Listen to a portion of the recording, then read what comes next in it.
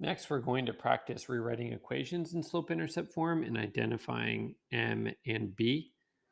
And just like the ones above where you don't have a graph, the difference with these were the ones where we drew in a vertical boundary line and we identified where y was, and we subtracted a quarter x in this one, did our tally up line, and we got our equation, which was y equals negative 1/4 x plus 3. And reminding ourselves that we must have it in y equals mx plus b form, exactly like this. And it's actually already written there for us. So our equation is y equals negative 1/4 x plus 3. Our slope is negative 1/4, no x when we write our slope. And we can either write our y-intercept as 3 or as 0, comma 3. And these were kind of tricky because there was different strategies based on what the problem was like. This problem, if you kind of scan it, weird, there's no y's. So maybe you know what's going to happen here. If not, we'll kind of go through this and think about this. And actually, before we even distribute, even though I already put that symbol there, I'm going to do my sign change. Then we'll distribute.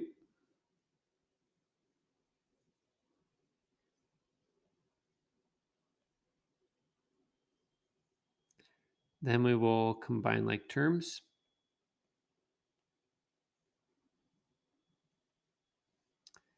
Next best step would be to move the x terms to the same side.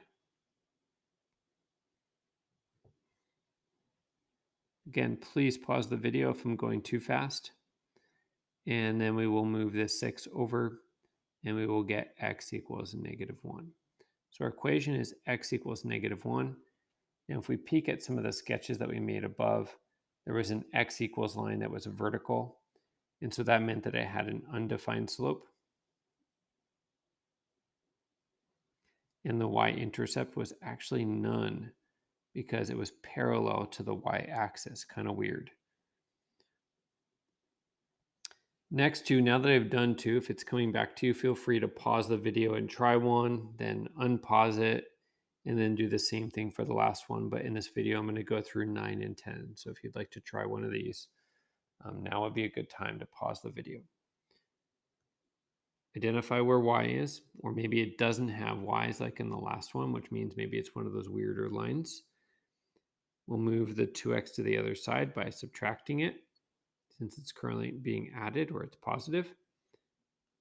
And this was that problem where we applied the Oprah rule of everything gets a 3. We simplify our answer. Our slope is often a fraction, and 3 over 3 is 1.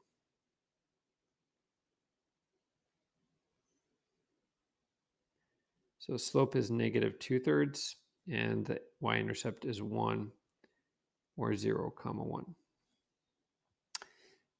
Number 10, we're going to divide by 2 on both sides, and we're going to get y equals 12. Y equals 12. And this one is sort of from the equation y equals 0x plus 12. So 12 is actually the y-intercept, not the slope.